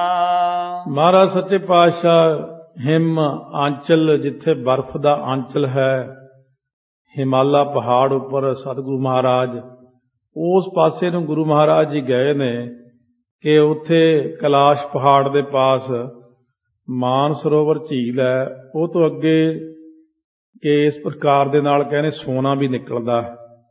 ਕਹਿਣ ਤੋਂ ਭਾਵ ਸੁਮੇਰ ਤੋਂ ਇਹੋ ਟਿਕਾਣਾ ਮੁਰਾਦ ਹੈ। ਇਸ ਸਥਾਨ ਨੂੰ ਬੋਧੀ ਤੇ ਹਿੰਦੂ ਤਪਸਵੀ ਦੋਵੇਂ ਤੀਰਥ ਮੰਨਦੇ ਨੇ। ਥਾਂ ਦਾ ਚਿੱਟਾ ਨਜ਼ਰ ਪੈਣ ਦੀ ਮੁਰਾਦ ਬਰਫ਼ ਤੋਂ ਹੈ, ਜੋ ਉੱਥੇ ਵਰੇ ਤਾਂ ਬਹੁਤ ਸਾਰਾ ਹਿੱਸਾ ਰਹਿੰਦੀ ਹੈ। ਸੋ ਇਸ ਤਰੀਕੇ ਨਾਲ ਕੈਲਾਸ਼ ਦੀ ਚੋਟੀ ਤਾਂ ਸਾਲ ਭਰ ਹੀ ਬਰਫਾਨੀ ਰਹਿੰਦੀ ਹੈ। ਇਸ ਤਰ੍ਹਾਂ 13 ਅੰਕ ਵਿੱਚ ਬਰਫ਼ ਦਾ ਪਤਾ ਆਪ ਹੀ ਦਿੰਦੇ ਨੇ। ਤੋ ਭਾਵ ਬਰਫ਼ ਤੇ ਸਰਦੀ ਇੰਨੀ ਕਿ ਇੱਧਰ ਦੇ ਲੋਕ ਜੋ ਇੱਥੇ ਆ ਕੇ 12 ਮਹੀਨੇ ਰਹਿਣ ਲੱਗ ਪੈਣ ਤਾਂ ਸਰਦੀ ਬਹੁਤ ਚਿਰ ਨਾ ਚੱਲ ਸਕਣ ਕਰਕੇ ਉੱਥੇ ਲੋਕ ਚੜ੍ਹਾਈ ਕਰ ਜਾਂਦੇ ਨੇ। ਇਸ ਤਰ੍ਹਾਂ ਉੱਥੇ ਕੋਈ ਜਾਂਦਾ ਨਹੀਂ, ਰਹਿੰਦਾ ਨਹੀਂ ਹੈ। ਹੋਰ ਵੀ ਕਹਿੰਦੇ ਨੇ ਕਿ ਇਹ ਮਹਾਰਾਜ ਸੱਚੇ ਪਾਤਸ਼ਾਹ ਉਹਨਾਂ ਨੂੰ ਤਾਰਨ ਵਾਸਤੇ ਉਸ ਥਾਂ ਤੇ ਪਹੁੰਚੇ ਨੇ, ਤਾਂ ਹੀ ਉਹ ਸਿੱਧ ਹੈਰਾਨ ਹੋਏ ਸੀ। ਮਹਾਰਾਜ ਨੂੰ ਕਹਿਣ ਲੱਗੇ, ਬੱਚਾ ਤੈਨੂੰ ਇੱਥੇ ਕਿਹੜੀ ਸ਼ਕਤੀ ਲਿਆਈ ਹੈ, ਇੱਥੇ ਤਾਂ ਕੋਈ ਰਹਿ ਨਹੀਂ ਸਕਦਾ। ਮਹਾਰਾਜ ਸੱਚੇ ਪਾਤਸ਼ਾਹ ਕਹਿਣ ਲੱਗੇ, ਗੁਰਬਾਣੀ ਸੰਗਤ ਬਿਨਾ ਓਟ ਨਹੀਂ ਹੈ ਰਾਈ। ਮਹਾਰਾਜ ਨੇ ਬਚਨ ਕੀਤਾ ਹੈ, ਸੇਤ ਹੀ ਸੇਤ ਸਥਾਨ ਜਹਾਂ ਕਹੈ ਸਰਬ ਜੇ ਸਭ ਹੈ। ਚਿੱਟਾ ਹੀ ਚਿੱਟਾ ਥਾਂ, ਬਰਫ਼ ਹੀ ਬਰਫ਼ ਹੈ ਮੀਲਾਂ ਤੱਕ ਜਿੱਥੇ ਨਜ਼ਰ ਆਉਂਦੀ ਹੈ। ਰਚਨਾਈ ਭਗਵੰਤ ਹਿਰਦੇ ਕੱਛ ਸਮਝ ਨਾ ਆਵੈ। ਇਹ ਭਗਵਾਨ ਪਰਮੇਸ਼ਰ ਦੀ ਰਚਨਾ ਹੈ, ਮਨ ਦੇ ਅੰਦਰ ਕੁਝ ਸਮਝ ਨਹੀਂ ਲੱਗਦੀ ਹੈ। ਕਹੋ ਸਰਬ ਬਿਰਤੰਤ ਇਹ ਨਾਮ ਪਹਾੜ ਬਖਾਨ ਕਰ। ਮੈਂ ਸਾਰਾ ਬਿਰਤੰਤ ਕਹਿੰਦਾ ਹਾਂ, ਇਹ ਪਹਾੜ ਦਾ ਨਾਮ ਦੱਸ ਕੇ। ਨਿਜ ਸਰੋਨਨ ਮੈਂ ਸੁਨ ਵੈਨ ਕੋ ਬੋਲੇ ਮੁਖ ਤੇ ਜਗਤ ਗੁਰ। ਆਪਣੇ ਕੰਨਾਂ ਦੇ ਵਿੱਚ ਇਹ ਬਚਨ ਸੁਣ ਕੇ ਗੁਰੂ ਨਾਨਕ ਦੇਵ ਸੱਚੇ ਪਾਤਸ਼ਾਹ ਇਸ ਤਰ੍ਹਾਂ ਦਾ ਫਿਰ ਬਚਨ ਬੋਲਦੇ ਹਨ। ਦੋਹਰਾਓ ਨਾਮ ਹਿਮਾਲੈ ਸੈਲ ਕੋ ਬਹਰ ਸੇ ਤੁਜੋ ਦੇਖ। ਇਹ ਜਿਹੜਾ ਹਿਮਾਲਾ ਪਹਾੜ ਹੈ ਨਾ, ਇਹਦੀ ਸੈਰ ਵਾਸਤੇ ਆਏ ਆਪਾਂ। ਜੋ ਬਹੁਤ ਹੀ ਚਿੱਟਾ ਤੁਸੀਂ ਦੇਖ ਰਹੇ ਹੋ। ਪਰੀ ਬਰਫ ਸੋ ਜਮ ਰਹੀ ਸੀਤਹਿ ਕਰਹਿ ਵਸੇਖ।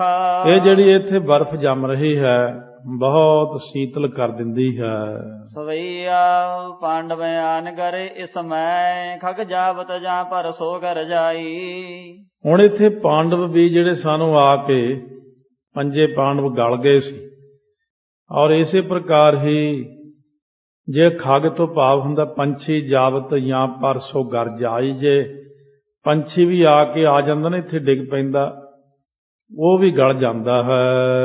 ਏਕ ਬਚਿਓ ਧਰਮ ਹਰਾਈ ਕੋ ਤਾਤ ਨ ਆਇਓ ਇਤੈ ਸੁਰ ਲੋਕ ਸਿਧਾਈ। ਸੋ ਇੱਥੇ ਸਿਰਫ ਆ ਕਰਕੇ ਉਹਨਾਂ ਸਮਿਆਂ ਦੇ ਵਿੱਚ ਧਰਮਰਾਜ ਦਾ ਪੁੱਤਰ ਯੁਧਿਸ਼ਠਰ ਜਿਹੜਾ ਸੀ ਇੱਥੇ ਆਇਆ, ਜਦੋਂ ਬਚਿਆ ਤਾਂ ਉਹ ਵੀ ਹੌਲੀ ਹੌਲੀ ਅੱਗੇ ਚਲਿਆ ਗਿਆ।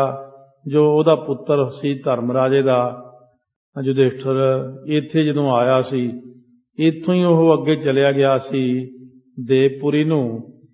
ਇਸ ਤਰ੍ਹਾਂ ਫਰਮਾਉਂਦੇ ਨੇ ਕਿ ਇਹ ਪਾਂਡਵਾਂ ਬਾਬਤ ਰਵਾਇਤ ਹੈ ਕਿ ਰਾਜ ਛੱਡ ਕੇ ਤਪੱਸਿਆ ਕਰਨ ਇੱਧਰ ਗਏ ਸਨ।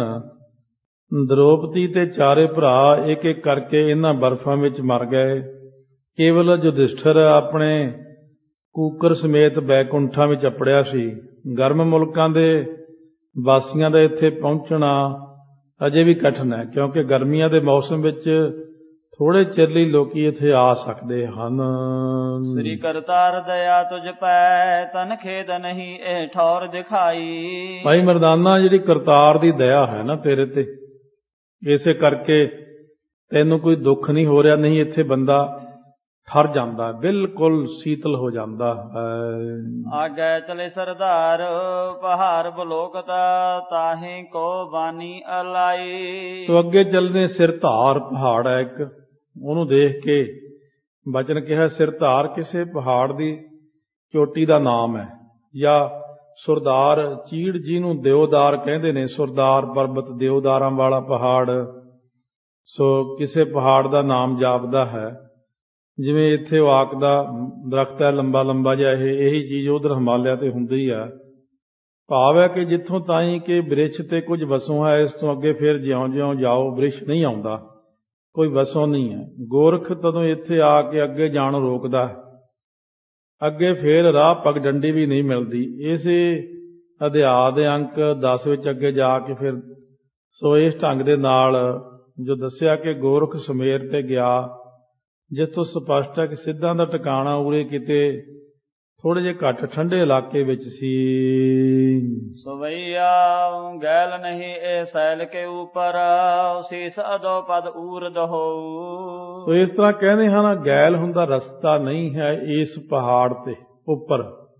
ਸੀਸ ਅਦੋ ਪਦ ਉਰਦ ਹੋ, ਸਿਰ ਹੇਠ ਤੇ ਪੈਰ ਉੱਪਰ ਨੂੰ ਹੋ ਜਾਂਦੇ ਹਨ। ਇੱਥੇ ਬਹੁਤ ਮਾੜੀ ਹਾਲਤ ਹੁੰਦੀ ਇਨਸਾਨ ਦੀ ਜਾ ਕੇ। ਕੋ ਨਹਿ ਆਏ ਮਹਾ ਵਿਖਰੋ ਮਗਾ ਆਬਦ ਸੋਹੀ ਖੇਚਰ ਜੋ। ਸੋ ਇਸ ਤਰ੍ਹਾਂ ਖੇਚਰ ਹੁੰਦੇ ਨੇ ਖੇ ਤੇ ਚਰ। ਖੇ ਹੁੰਦਾ ਆਕਾਸ਼ ਵਿੱਚ, ਚਰ ਉੱਡਣ ਵਾਲੇ। ਆਕਾਸ਼ ਵਿੱਚ ਉੱਡਣ ਵਾਲੇ ਜੋ ਖੇਚਰੀ ਭਾਵ ਪੰਛੀ, ਜਾਂ ਪੰਛੀ ਤਾਂ ਮਰ ਜਾਂਦੇ ਨੇ ਇੱਥੇ, ਇਹ ਉੱਡ ਕੇ ਆਉਂਦੇ ਸੀ ਸਿੱਧ। ਜਿਹੜਾ ਆਵੇ ਉਹਨੂੰ ਖੇਚਰ, ਤਕਲੀਫ ਵੀ ਬਹੁਤ ਹੁੰਦੀ ਹੈ, ਪਰ ਉੱਡ ਕੇ ਹੀ ਸਿੱਧ ਆਉਂਦੇ ਸੀ ਸ਼ਕਤੀ ਨਾਲ। ਸਿੱਧ ਹੁਣ ਵੀ ਪਹਾੜਾਂ 'ਚ ਰਹਿੰਦੇ ਨੇ, ਇਹ ਉੱਡ ਕੇ ਆ ਜਾਂਦੇ ਨੇ। ਕਈ ਵਾਰੀ ਉੱਡ ਜਾਂਦੇ ਨੇ ਸਿੱਧ ਇੱਕ ਪਹਾੜ ਤੋਂ ਦੂਜੇ ਪਹਾੜ ਤੇ। ਸੋ ਆਪਣਾ ਸਿੰਘ ਸੀ ਅਭਿਆਸੀ, ਜਦ ਗਿਆ ਸੀ ਹੇਮਕੁੰਟ ਸਾਹਿਬ ਪਹਾੜੀਆਂ ਤੇ, ਉਹ ਦੱਸਿਆ ਕਿ ਅਸੀਂ ਹੁਣ ਅੰਮ੍ਰਿਤਸਰ ਸਾਹਿਬ ਠਹਿਰੇ ਹੋਏ ਹਾਂ। ਤਾਂ ਸਿੱਧ ਕਹਿਣ ਲੱਗੇ, ਮਿਲੇ ਸਿੱਧ ਵੀ ਕਿੱਥੇ ਹੁਣ ਤੁਸੀਂ ਨਿਵਾਸ ਕਰਦੇ ਹੋ? ਕਹਿੰਦੇ ਅੰਮ੍ਰਿਤਸਰ ਸਾਹਿਬ ਹੈ। ਕਹਿੰਦੇ ਉਹ ਕੋਈ ਪੁਰਾਣਾ ਨਾਂ ਲਓ, ਅਸੀਂ ਅੰਮ੍ਰਿਤਸਰ ਸਾਹਿਬ ਤੋਂ ਵਾਕਬੰਦੀਆਂ। ਕਹਿੰਦੇ ਸੋ ਜਿੱਥੇ ਤੁੰਗ ਪਿੰਡ ਹੈ, ਕਹਿੰਦੇ ਇੱਕ ਚੱਕ ਰਾਮਦਾਸ ਗੁਰੂ ਦਾ ਮਹਾਰਾਜ ਨੇ ਬਣਾਇਆ ਸੀ, ਗੁਰੂ ਰਾਮਦਾਸ ਨੇ, ਉਹ ਜਾਣਦੇ। ਕਹਿੰਦੇ ਹਾਂ ਉਸੇ ਦਾ ਹੀ ਨਾਂ ਅੰਮ੍ਰਿਤਸਰ ਸਾਹਿਬ। ਫਿਰ ਉਹ ਸਿੰਘ ਨੂੰ ਕਹਿੰਦੇ ਤੂੰ ਚੱਲੋ, ਅਸੀਂ ਉੱਥੇ ਆ ਜਾਵਾਂਗੇ ਆਪੇ, ਜਦ ਤੁਸੀਂ ਪਹੁੰਚ ਗਏ ਅਸੀਂ ਪਹੁੰਚਾਂਗੇ। ਉਹ ਸਾਨੂੰ ਤਾਂ ਨਹੀਂ ਮਿਲੇ ਹੈ। ਸੋ ਭਾਈ ਦਲਬੀਰ ਸਿੰਘ ਹੁਣੀ ਹੋਏ ਨੇ ਅਭਿਆਸੀ ਤਕੜੇ ਜਥੇ ਦੇ ਵਿੱਚ। ਉਹ ਸਿੱਧ ਫਿਰ ਪਹਾੜਾਂ 'ਚੋਂ ਉੱਡ ਕੇ ਇੱਥੇ ਆਇਆ ਸੀ ਦਰਬਾਰ ਸਾਹਿਬ। ਗੁਪਤ ਰੂਪ ਦੇ ਵਿੱਚ। ਫਿਰ ਉਹ ਕਾਫੀ ਸਮਾਂ ਆਪਸ ਵਿੱਚ ਵਿਚਾਰ ਵਟਾਂਦਰਾ ਹੁੰਦਾ ਰਿਹਾ ਉਹਨਾਂ ਦਾ। ਇਸ ਤਰ੍ਹਾਂ ਸਿੱਧ ਲੋਕ ਹਲੇ ਵੀ ਨੇ, ਉੱਡ ਕੇ ਆ ਸਕਦੇ ਨੇ, ਸ਼ਕਤੀ ਹੁੰਦੀ ਇਹਨਾਂ ਦੇ ਅੰਦਰ। ਪਰ ਹੁਣ ਦੀ ਦੁਨੀਆ ਵਿੱਚ ਤਾਂ ਇਹ ਚੀਜ਼ਾਂ ਹੈ ਹੀ ਨਹੀਂ। ਨਾ ਤਾਂ ਹੁਣ ਲੋਕਾਂ ਨੂੰ ਪਤਾ, ਨਾ ਸਿੱਧ ਮਿਲਦੇ ਹੀ ਨੇ। ਸਿੱਧ ਵੀ ਦੂਰੋਂ ਬੰਦੇ ਨੂੰ ਦੇਖ ਲੈਂਦੇ ਨੇ, ਜੇ ਤਾਂ ਕੋਈ ਚੰਗਾ ਤਕੜਾ ਨਾਮ ਰਸੀਆ ਹੋਵੇ ਫਿਰ ਤਾਂ ਉਹ ਮਿਲ ਲੈਂਦੇ ਨੇ। ਜੇ ਉਹ ਆਪਾਂ ਨੂੰ ਸਾਹਮਣੇ ਜਾਂਦੇ ਦੇਖ ਵੀ ਜਾਣ, ਉਹ ਪਛਾਣ ਲੈਂਦੇ ਨੇ ਬੰਦਾ ਅਭਿਆਸੀ ਨਹੀਂ, ਭਗਤ ਨਹੀਂ ਕਰਦਾ, ਉਹ ਸਰੀਰ ਅਲੋਪ ਕਰ ਲੈਂਦੇ ਆਪਣਾ, ਮਿਲਦੇ ਹੀ ਨਹੀਂ ਕਿਸੇ ਨੂੰ। ਤੇ ਜੇ ਉਹ ਦੇਖ ਲੈਣ ਬੰਦਾ ਭਗਤੀ ਵਾਲਾ ਹੈ, ਫਿਰ ਉਹ ਆਪ ਹੀ ਮਿਲ ਲੈਂਦੇ ਨੇ ਆ ਕੇ। ਇਹ ਕਈ ਸਿੰਘਾਂ ਨਾਲ ਇਸ ਤਰ੍ਹਾਂ ਹੁੰਦੀ ਰਹੀ। ਜਿਵੇਂ ਸੁਰ ਸਿੰਘ ਤੋਂ ਇੱਕ ਵਾਰ ਸਿੰਘ ਗਏ ਸੀ, ਪਹਿਲਾਂ ਵੀ ਸੁਣਾਇਆ ਹੋਇਆ ਸੀੜੀਆਂ ਵਿੱਚ, ਉਹ ਵੀ ਸ੍ਰੀ ਹੇਮਕੁੰਟ ਸਾਹਿਬ ਚਲੇ ਗਏ ਸੀ। ਉੱਪਰ ਜਿੱਥੇ ਗੁਫਾ ਹੈ ਉੱਥੇ ਜਾਣ ਦਾ ਯਤਨ ਸਿੰਘਾਂ ਨੇ ਕੀਤਾ। ਕਿਸੇ ਤਰੀਕੇ ਨਾਲ ਉੱਥੇ ਤੱਕ ਪਹੁੰਚ ਗਏ, ਪਰ ਗੁਫਾ ਤੱਕ ਨਾ ਜਾ ਸਕੇ, ਰਸਤਾ ਭਟਕ ਗਏ। ਜਦੋਂ ਅੱਗੇ ਗਏ ਤਾਂ ਪਹਾੜ ਦੀ ਇੱਕ ਗੁਫਾ ਵਿੱਚ ਹੁਣ ਹਨੇਰਾ ਹੋ ਗਿਆ। ਜਦੋਂ ਦੇਖਿਆ ਕੋਈ ਮਾੜੀ ਜਿਹੀ ਅੱਗ ਜੀ ਬਲਦੀ, ਕੋਈ ਬੈਠਾ ਸਾਧੂ। ਜਦੋਂ ਸਾਧੂ ਨੇ ਅੱਖਾਂ ਖੋਲੀਆਂ, ਕਹਿਣ ਲੱਗਾ, ਤੁਸੀਂ ਬਈ ਕੌਣ? ਕਹਿੰਦੇ, ਅਸੀਂ ਸਿੰਘ। ਉਹ ਕਹਿੰਦਾ, ਉਸ ਵਕਤ ਉਹਨੇ ਕਿਹਾ ਕਿ ਮੈਂ 10ਵੇਂ ਪਾਤਸ਼ਾਹ ਵਾਲੇ ਲੁਟੇਰਿਆਂ ਦੇ ਵਿੱਚ ਰਿਹਾ ਹੋਇਆ, ਮੈਂ ਦਰਸ਼ਨ ਕੀਤੇ ਹੋਏ ਤੇ ਤੁਹਾਡੇ ਤਾਂ ਚਿਹਰੇ ਛੋਟੇ ਛੋਟੇ ਆ। ਉਹ ਪੁਰਾਣੇ ਸਿੰਘਾਂ ਦੇ ਚਿਹਰੇ ਤਾਂ ਬੜੇ ਵੱਡੇ ਵੱਡੇ ਹੁੰਦੇ ਸੀ, ਚਿਹਰੇ ਲਾਲ ਲਾਲ, ਡਰ ਲੱਗਦਾ ਸੀ ਉਹਨੂੰ ਤੋਂ ਤਾਂ। ਤੋ ਕਹਿਣ ਲੱਗੇ, ਭਾਈ ਗੱਲ ਇਹ ਆ, ਇੱਥੇ ਸ਼ੇਰ ਆਉਂਦਾ ਰਾਤ ਨੂੰ, ਜੇ ਮਨੁੱਖ ਆਵੇ ਉਹਨੂੰ ਖਾ ਜਾਂਦਾ, ਸਾਡੇ ਨਾਲ ਸਾਨੂੰ ਤਾਂ ਉਹਨੇ ਕੀ ਕਹਿਣਾ। ਤਾਂ ਤੁਸੀਂ ਏਦਾਂ ਕਰੋ, ਤੁਸੀਂ ਵਾਪਸ ਮੁੜ ਜਾਓ। ਕਹਿੰਦੇ, ਜੀ ਹਨੇਰਾ ਹੋ ਗਿਆ, ਹੁਣ ਕਿੱਥੇ ਜਾਈਏ ਅਸੀਂ? ਕਹਿੰਦੇ, ਪਿੰਡ ਕਿਹੜਾ ਤੁਹਾਡਾ? ਕਹਿੰਦੇ, ਸੁਰ ਸਿੰਘ ਪਿੰਡ ਆ ਸਾਡਾ। ਕਹਿੰਦੇ, ਤੁਸੀਂ ਐਂ ਕਰੋ, ਮੈਂ ਸੁਰ ਸਿੰਘ ਦੇਖਿਆ ਤਾਂ ਨਹੀਂ ਕਿਹੜਾ, ਤੁਸੀਂ ਏਦਾਂ ਕਰੋ, ਆਪਣੇ ਪਿੰਡ ਦਾ ਧਿਆਨ ਕਰੋ ਅੱਖਾਂ ਬੰਦ ਕਰਕੇ। ਜਦ ਧਿਆਨ ਕੀਤਾ, ਕਹਿੰਦਾ, ਲਓ ਬਈ ਪਹੁੰਚ ਗਏ। ਉਹ ਜਦ ਕਹਿੰਦੇ ਅੱਖਾਂ ਖੁੱਲੀਆਂ, ਤਾਂਗਿਆਂ ਦੀ ਆਵਾਜ਼ ਆਈ ਸਾਨੂੰ, ਟੱਲੀਆਂ ਖੜਕਣ ਦੀ। ਸੁਰ ਸਿੰਘ ਦੇ ਅੱਡੇ ਤੇ ਬੈਠੇ ਦੋਵੇਂ ਜਾਣੇ, ਉੱਥੋਂ ਚੁੱਕ ਕੇ ਉੱਥੇ ਪਹੁੰਚਾ ਦਿਓ ਉਹਨੇ। ਇਸ ਤਰ੍ਹਾਂ ਦੀਆਂ ਕਈ ਚੀਜ਼ਾਂ ਹੁੰਦੀਆਂ ਜਿਹੜੀਆਂ ਸਾਹਮਣੇ ਆਈਆਂ ਨੇ। ਮਹਾਤਮਾ ਇਹ ਚੀਜ਼ਾਂ ਗੁਪਤ ਰੱਖ ਜਾਂਦੇ ਨੇ। ਲੋਕੀ ਕਹਿੰਦੇ ਸਾਨੂੰ ਕਿਸੇ ਨੇ ਕਦੇ ਕੋਈ ਦੱਸਿਆ ਹੀ ਨਹੀਂ ਹੈਗਾ। ਦੱਸਣ ਨੂੰ ਕਈਆਂ ਚੀਜ਼ਾਂ ਤਾਂ ਆਮ ਹੀ ਹੁੰਦੀਆਂ ਨੇ ਸਿੰਘਾਂ ਨਾਲ, ਪਰ ਦੱਸਣ ਵੀ ਕਿਹਨੂੰ? ਕਿਉਂਕਿ ਅੱਗੇ ਕੋਈ ਅਧਿਕਾਰ ਹੀ ਨਹੀਂ ਹੈ। ਲੋਕੀ ਤੇ ਮਖੌਲ ਕਰਨ ਵਾਲੇ ਆ, ਜਾਂ ਪੁੱਠਾ ਸਿੱਧਾ ਸੋਚਣ ਵਾਲੇ ਆ, ਜਾਂ ਕੋਈ ਨਿੰਦਾ ਕਰਨ ਵਾਲੇ ਨੇ। ਜਾਣ ਵਾਲੇ ਤਾਂ ਬਹੁਤ ਕਿਤੇ ਜਾ ਆਉਂਦੇ ਨੇ, ਰਾਤੇ ਰਾਤ ਅਮਰੀਕਾ ਆ ਕੇ ਮੁੜ ਕੇ ਵਾਪਸ ਮੁੜ ਜਾਂਦੇ ਨੇ, ਜੇ ਉਹਨਾਂ ਨੇ ਆਉਣਾ ਹੋਵੇ ਤਾਂ। ਉਹ ਤਾਂ ਛਿੰਝ ਕਿਤੇ ਨਾਮ ਦੇ ਆਧਾਰ ਤੇ ਹਰ ਕੁਝ ਹੋ ਸਕਦਾ। ਉਹ ਤਾਂ ਸੱਚਖੰਡ ਤੱਕ ਜਾ ਆਉਂਦੇ ਨੇ, ਇਹ ਤਾਂ ਬਹੁਤ ਨੇੜੇ ਆ। ਦੂਜੀਆਂ ਧਰਤੀਆਂ ਤੇ ਜਾ ਨੇ, ਤੁਸੀਂ ਜਾਣਾ, ਤੁਸੀਂ ਅਭਿਆਸ ਕਰੋ, ਤੁਸੀਂ ਜਾ ਆਓ। ਇਹ ਸ਼ਕਤੀ ਹੈ ਨਾਮ ਦੀ। ਨਾਮ ਦੀ ਤਾਕਤ ਨਾਲ ਤੁਸੀਂ ਕਿਤੇ ਵੀ ਜਾ ਸਕਦੇ ਹੋ ਅਭਿਆਸ ਕਰਕੇ। ਸੰਕਲਪ ਹੀ ਕਰਨਾ ਕਿ ਮੈਂ ਉੱਥੇ ਜਾਣਾ। ਸੰਕਲਪ ਆ ਕੀਤਾ ਨਹੀਂ। ਭਾਈ ਮਰਦਾਨੇ ਨੂੰ ਕਹਿੰਦੇ ਸੰਕਲਪ ਕਰਤਾ ਕਰਤਾਰਪੁਰ ਸਾਹਿਬ, ਸੋ ਸੁਲਤਾਨਪੁਰ ਸਾਹਿਬ ਚੱਲੀਏ। ਜਿਆਦਾ ਅੱਖਾਂ ਬੰਦ ਕੀਤੀਆਂ, ਚੱਲ ਬੇਬੇ ਦੇ ਘਰ ਸਾਹਮਣੇ ਖੜੇ ਹੈ, ਚੱਲ ਸੰਕਲਪ ਕਰ ਵੀ ਮੱਕੇ ਦਾ, ਚੱਲ ਉੱਥੇ ਪਹੁੰਚ ਗਏ ਨੇ। ਇਸ ਤਰ੍ਹਾਂ ਸਤਿਗੁਰੂ ਸੱਚੇ ਪਾਤਸ਼ਾਹ ਤੁਰਦੇ ਨੇ। ਪਰ ਇਹ ਸ਼ਕਤੀਆਂ ਹੈ ਆਪਣੇ ਸਰੀਰ ਦੇ ਵਿੱਚ ਹੀ ਆ, ਪਰ ਇਹਨਾਂ ਨੂੰ ਆਪਾਂ ਪ੍ਰਗਟ ਨਹੀਂ ਕਰ ਸਕਦੇ। ਇਹਨਾਂ ਦੀ ਮਿਹਨਤ ਬੜੀ ਆ, ਅਭਿਆਸ ਬੜਾ ਹੈ। ਧਿਆਨ ਲਾ ਲਾ ਕੇ 8-8 ਘੰਟੇ 20-20 ਘੰਟੇ ਬੈਠੇ ਰਹੋ, ਫਿਰ ਜਾ ਕੇ ਚੀਜ਼ ਸਰੀਰ 'ਚੋਂ ਪ੍ਰਗਟ ਹੁੰਦੀ ਹੈ। ਪ੍ਰਗਟ ਹੋਣ ਦੇ ਨਾਲ ਫਿਰ ਸਾਰੀ ਸ਼ਕਤੀ ਆਉਂਦੀ ਵੀ ਹੈ। ਇਸ ਤਰ੍ਹਾਂ ਇਹ ਹੁਣ ਸਿੱਧਾਂ ਨੇ ਇਸ ਤਰ੍ਹਾਂ ਦੀ ਸ਼ਕਤੀ ਵਰਤੀ ਕਿ ਜਿਹੜੇ ਬਰਫ਼ ਵਾਲੇ ਪਹਾੜ ਨੇ ਉਹਨਾਂ ਨੂੰ ਉੱਡ ਕੇ ਪਾਰ ਕਰਦੇ ਨੇ, ਕਿ ਦੂਜੇ ਪਾਸੇ ਪਹੁੰਚ ਜਾਂਦੇ ਹਨ। ਸੇਵਕ ਸਾਮ ਸਦਾ ਸੁਖ ਧਾਮ ਪਨੈ, ਅਬ ਰਾਮ ਸੁਨੈ ਹਮ ਦੋ। ਸੋ ਇਸ ਤਰੀਕੇ ਨਾਲ ਸੋ ਬਖਸ਼ਿਸ਼ ਕਰਦੇ ਹਨ।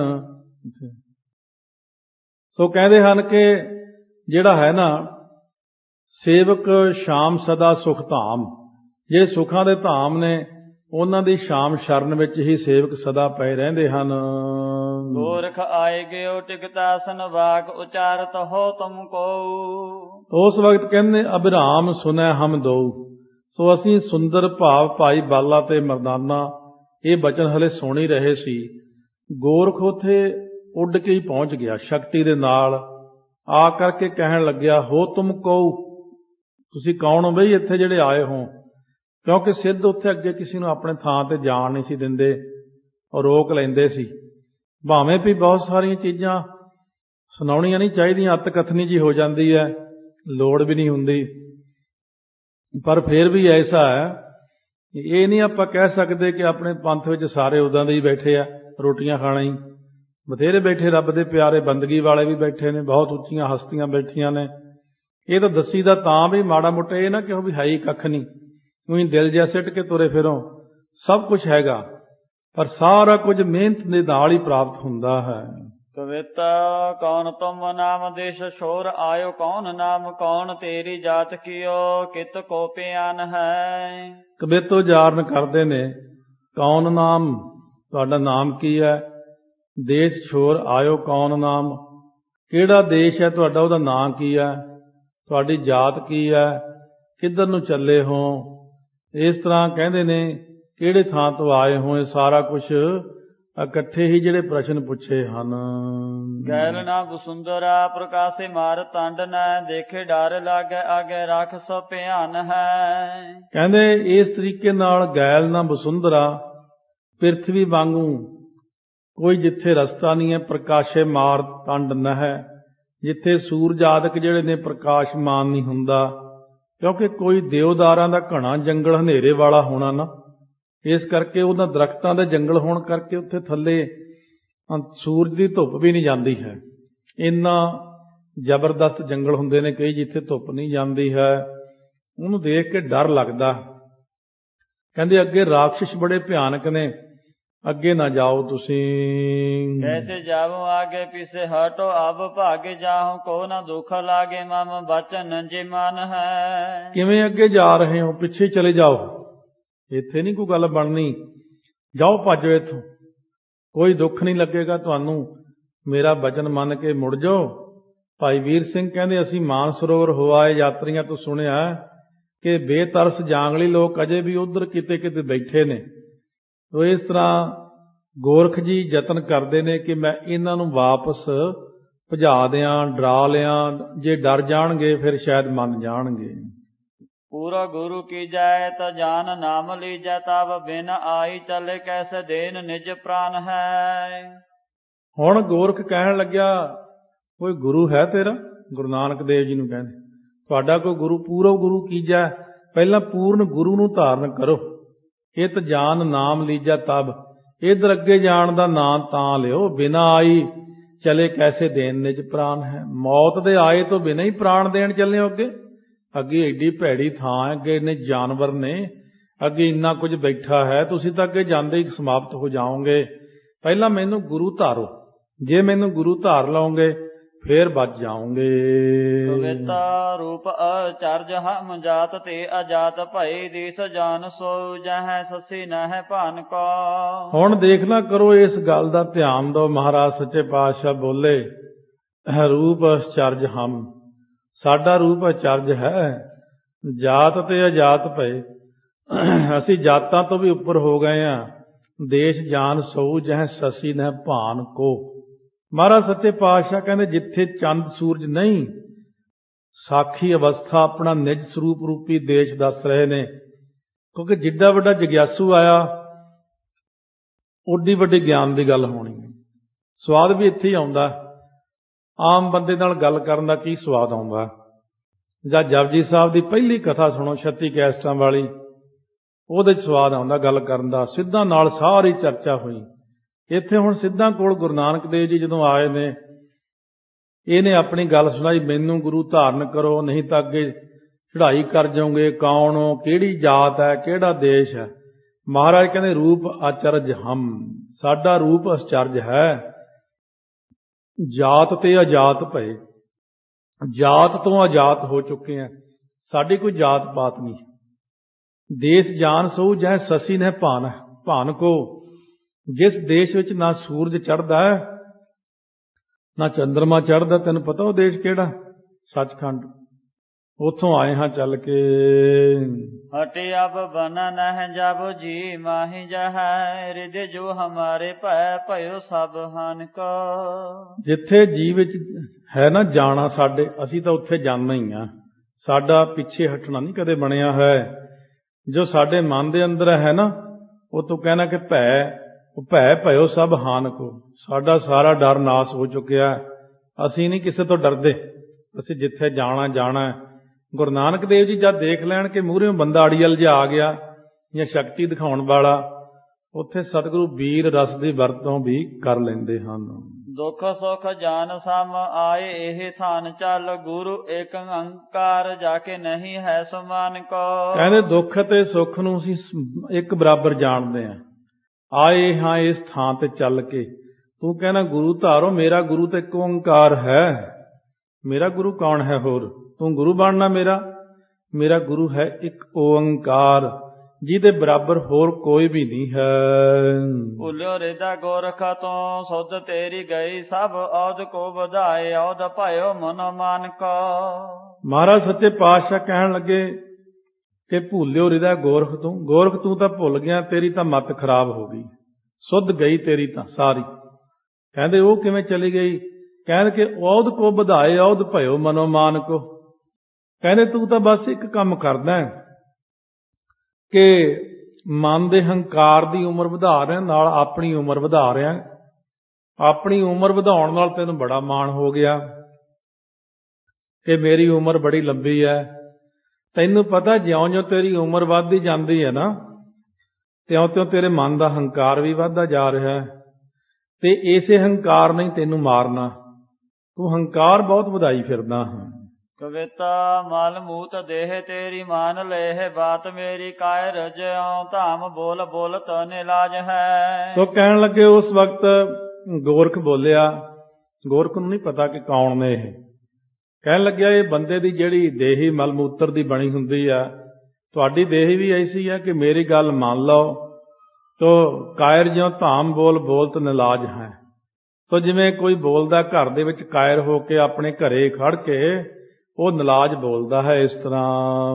ਦੇਖੋ ਜਾਏ ਆਗੇ ਕੈਸੇ ਤਾਹਾਂ ਦੁੱਖ ਲਾਗਾ, ਤੋਹੇ ਐਸੇ ਹੋ ਹੂੰ ਜਾਨੋ ਭੈ ਦੇਖ ਕਰ ਭਾਜ ਹੈ। ਅੱਗੇ ਜਾ ਕੇ ਦੇਖ ਲਓ, ਅੱਗੇ ਜਾ ਕੇ ਬਹੁਤ ਦੁੱਖ ਲੱਗਣਾ ਹੈ ਤੈਨੂੰ। ਤੁਹਾਨੂੰ ਮੈਂ ਸਾਰਿਆਂ ਨੂੰ ਇਹੀ ਗੱਲ ਕਹਿ ਰਿਹਾ ਕਿ ਫਿਰ ਜਦੋਂ ਅੱਗੇ ਜਾ ਕੇ ਡਰ ਲੱਗਿਆ ਨਾ ਬਹੁਤ ਭਿਆਨਕ ਥਾਂ ਤੇ, ਫਿਰ ਤੁਸੀਂ ਭੱਜਣਾ ਉੱਥੋਂ। ਗੋਰਖ ਕਹਿੰਦਾ ਹੁਣੇ ਪਿੱਛੇ ਮੁੜ ਜਾਓ ਇੱਥੋਂ। ਕੌਣ ਵੇਖ ਤੇਰਾ ਐਸੋ ਆਗਾ ਨਹਿ, ਹੀਰਾ ਕਬ ਹੱਥ ਤਿਆਗ ਦੀਜੈ ਮਨ ਹੋਏ ਸੁਭ ਕਾਜ ਹੈ। ਇਹ ਤੁਹਾਡਾ ਲਿਬਾਸ ਵੀ ਮੈਂ ਕਹਿੰਦਾ, ਗੋਰਖ ਕਹਿੰਦਾ ਵੱਖਰਾ ਜੇ ਦੇਖਿਆ ਹੈ, ਅੱਗੇ ਤਾਂ ਕਦੇ ਕਿਸੇ ਦਾ ਇਹੋ ਜਿਹਾ ਲਿਬਾਸ ਦੇਖਿਆ ਨਹੀਂ ਹੈ। ਤੁਸੀਂ ਆਪਣਾ ਹੱਥ ਤਿਆਗ ਦਿਓ, ਤੁਹਾਡਾ ਜਿਹੜਾ ਹੈ ਨਾ ਮਨ ਦਾ ਹੱਥ ਤਿਆਗ ਕੇ ਤੁਹਾਡਾ ਸਾਰਾ ਫਿਰ ਕੰਮ ਬਣ ਜਾਏਗਾ। ਰਾਮ ਜਦ ਪਤ ਆਦ ਕੀਨੋ ਜਗ ਗੁਰੂ ਆਏ, ਤੁਮ ਕਿਉ ਨ ਕਰੋ ਪਰਤਾਪ ਵੱਡੋ ਸਾਜ ਹੈ। ਹੁਣ ਜਦੋਂ ਆਏ ਨੇ ਰਾਮਚੰਦਰ ਜੀ ਸ੍ਰਿਸ਼ਟੀ ਤੇ, ਜਾਦੋ ਪਤੀ ਭਾਵ ਜਾਦਵਾਂ ਦੀ ਕੁਲ ਵਿੱਚ ਕ੍ਰਿਸ਼ਨ ਜੀ ਆਏ ਨੇ, ਉਹਨਾਂ ਨੇ ਵੀ ਤਾਂ ਗੁਰੂ ਧਾਰਿਆ ਦੁਨੀਆ ਦੇ ਵਿੱਚ ਆ ਕੇ। ਫਿਰ ਤੁਸੀਂ ਕਿਉਂ ਨਹੀਂ ਗੁਰੂ ਨੂੰ ਧਾਰਨ ਕਰਦੇ? ਪ੍ਰਤਾਪ ਵੱਡੋ ਛਾਜ ਹੈ, ਤੁਹਾਡਾ ਵੀ ਵੱਡਾ ਪ੍ਰਤਾਪ ਹੋਵੇਗਾ, ਮੈਨੂੰ ਗੁਰੂ ਧਾਰ ਲਓ। ਕਵਿਤਾ ਨਾਮ ਕੀ ਪ੍ਰਤਾਪ ਸੋ ਪਵਿੱਤਰ ਦੇਹ ਭਈ, ਮੇਰੀ ਕਾਇਰ ਹੈ ਸੋ ਤੁਝ ਜੈਸੇ ਬਿਲ ਲਾਏ ਹੈ। ਕਹਿਣ ਲੱਗੇ ਨਾਮ ਦੇ ਪ੍ਰਤਾਪ ਨਾਲ ਦੇਹੀ ਪਵਿੱਤਰ ਹੋ ਗਈ ਸਾਡੀ। ਮਹਾਰਾਜ ਕਹਿੰਦੇ ਨੇ ਕਾਇਰ ਹੈ ਸੋ ਤੁਝ ਜੈਸੇ ਬਿਲ ਲਾਏ ਹੈ।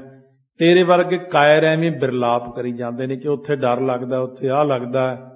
ਸਾਡੀ ਦੇਹੀ ਉਹ ਮਲ ਮੂਤਰ ਵਾਲੀ ਨਹੀਂ, ਸਾਡੀ ਦੇਹੀ ਪਵਿੱਤਰ ਹੈ। ਦੇਖਣੇ ਕੀ ਇੱਛਾ ਔਰ ਦੇਖਾਂ ਆਗੇ ਜਾਏ, ਦੂਰ ਬੋਲ ਕੈ ਡਰਾਵੈ ਨਹਿ ਤੇ ਹਟ ਜਾਏ ਹੈ। ਦੇਖਣ ਦੀ ਇੱਛਾ ਹੈ ਔਰ ਮਨ ਦੇ ਅੰਦਰ ਜੋ ਹੈ ਸੋ ਅੱਗੇ ਜਾ ਕੇ ਅਸੀਂ ਦੇਖਾਂਗੇ ਦੂਰ ਤੱਕ, ਤੂੰ ਸਾਨੂੰ ਬੋਲ ਕੇ ਡਰਾਉਂਦਾ ਹੈ। ਸੋ ਇਸ ਕਰਕੇ ਵੀ ਇਹ ਡਰਦੇ ਹੋਏ ਪਿੱਛੇ ਨੂੰ ਭੱਜ ਜਾਣਗੇ।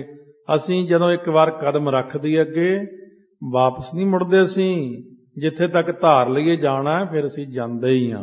ਵੇਖ ਕੇ ਵੇਖ ਏਕ ਓੰਕਾਰੀ ਨੇ ਤਾਂ ਆਦਿ ਅੰਤ ਹੋਏ, ਸਤ ਤਾਹਾਂ ਕੀ ਪਹੁੰਚ ਨਹਿ ਕੈਸੇ ਸਮਝਾਏ ਹੈ। ਉਹ ਤੇਰੀ ਗੋਰਖ ਉੱਥੇ ਤੱਕ ਪਹੁੰਚ ਹੀ ਨਹੀਂ ਹੈ। ਸਾਡਾ ਵੇਖ ਪਤਾ ਕਿਹੜਾ ਲਿਬਾਸ?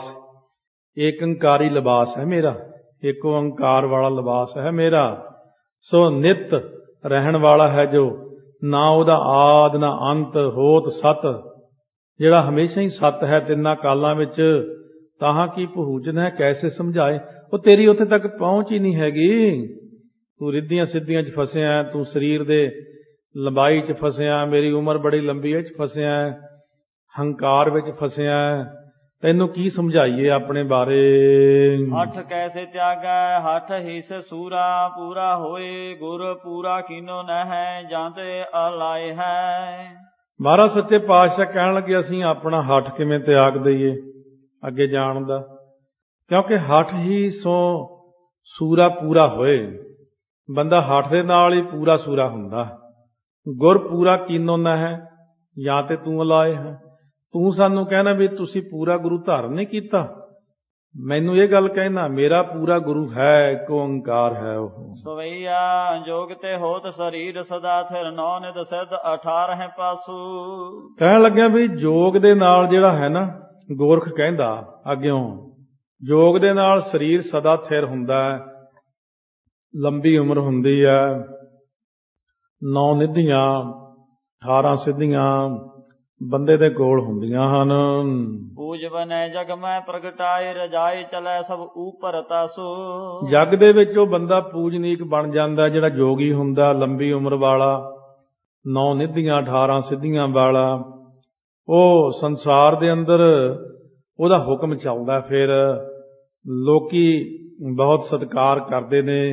ਇਹ ਉਹੀ ਪੌੜੀ ਹੈ, ਜੈ ਜੁਗ ਚਾਰੇ ਆਰਜਾ ਹੋਰ ਦਸੂਣੀ ਹੋਏ, ਨਵਾਂ ਖੰਡਾਂ ਵਿੱਚ ਜਾਣੀਆਂ ਨਾਲ ਚੱਲੈ ਸਭ ਕੋਏ, ਚੰਗਾ ਨਾਉ ਰਖਾਏ ਕੈ ਜਸ ਕੀਰਤ ਜਗ ਲੇ, ਜੇ ਤਿਸ ਨਦਰ ਨਾ ਆਵਈ ਤਾਂ ਬਾਤ ਨਾ ਪੁੱਛੈ ਕੇ।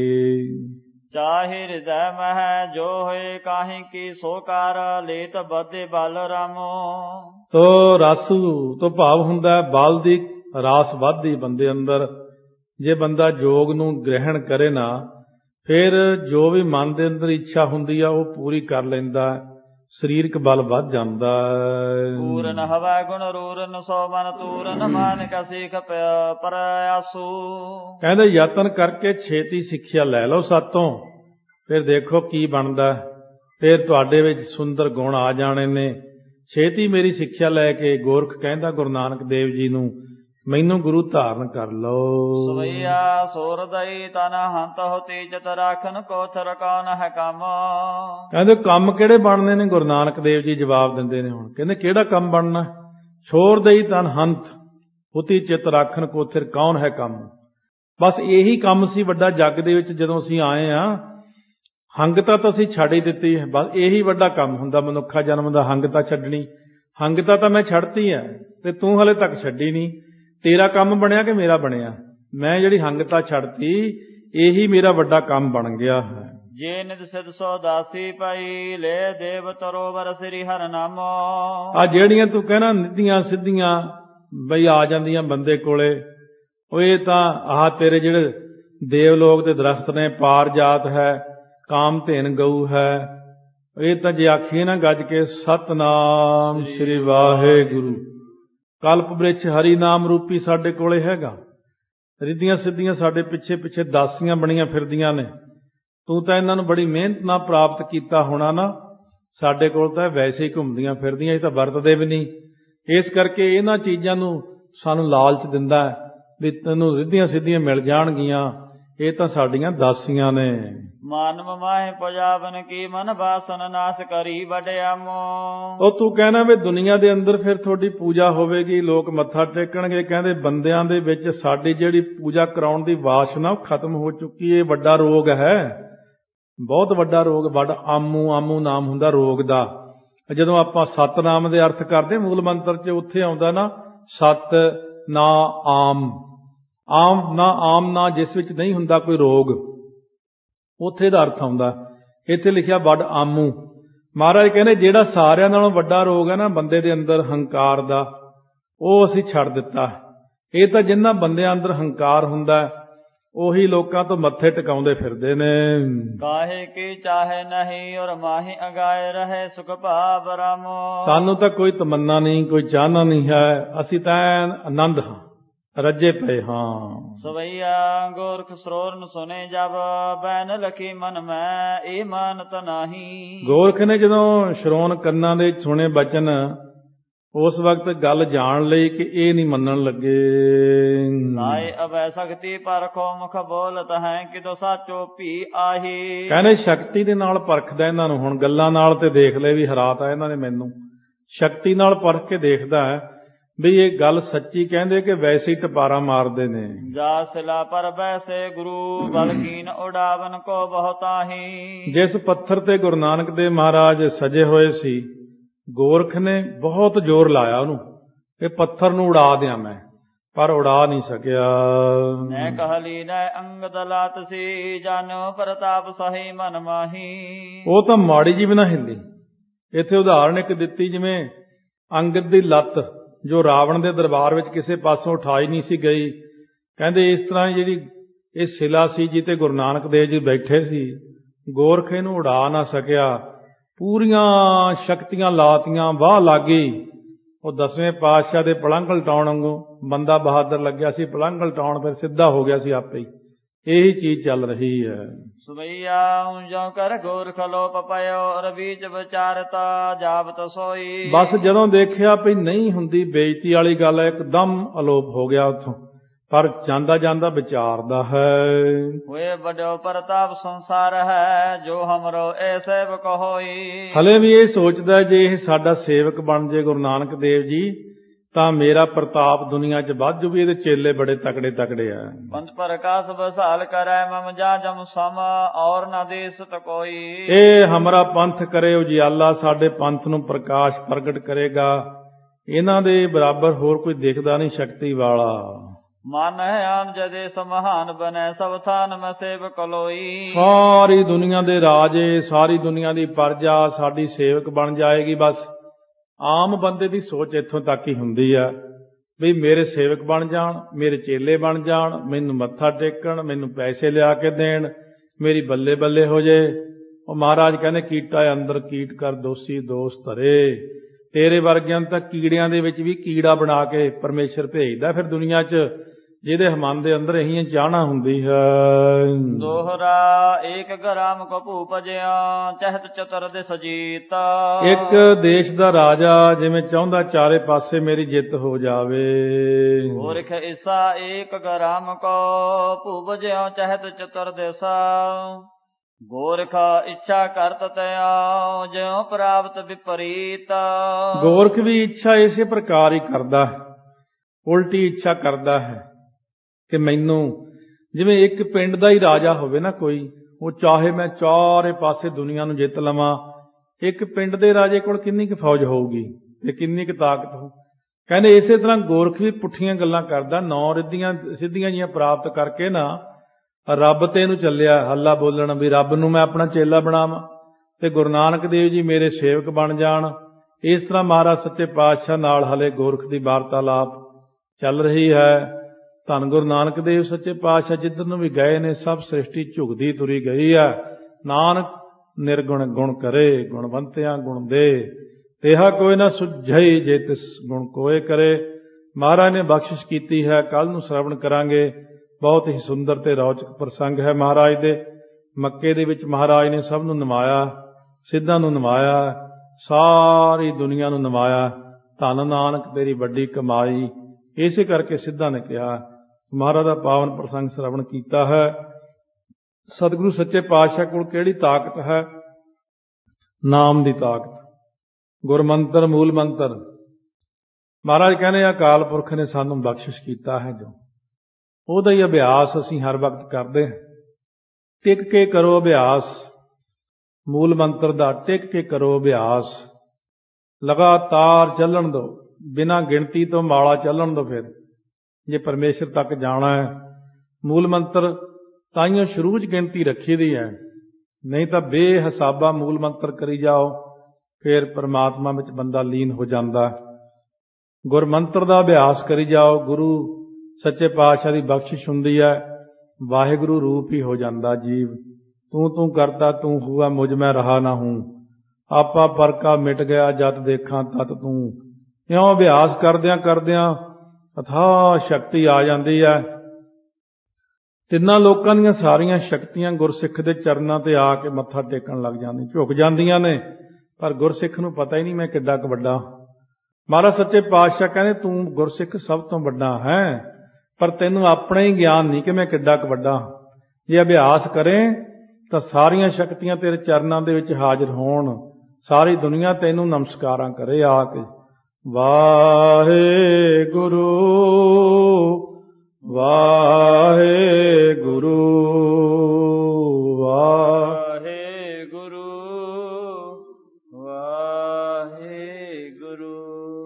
ਵਾਹਿਗੁਰੂ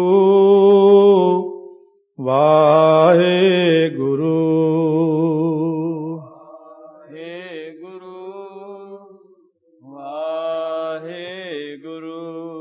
ਵਾਹਿਗੁਰੂ ਵਾਹਿਗੁਰੂ ਵਾਹਿਗੁਰੂ ਵਾਹਿਗੁਰੂ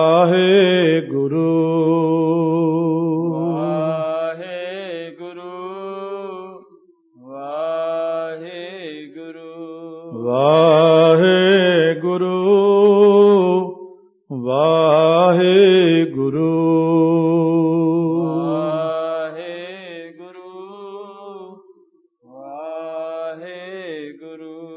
ਵਾਹਿਗੁਰੂ ਵਾਹਿਗੁਰੂ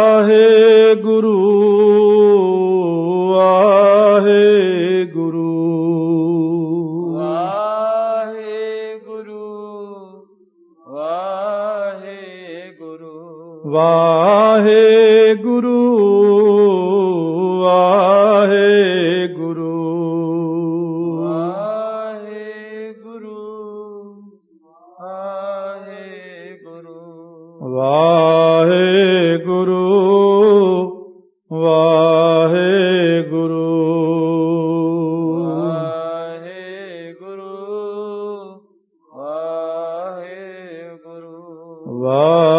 ਵਾਹਿਗੁਰੂ ਵਾਹਿਗੁਰੂ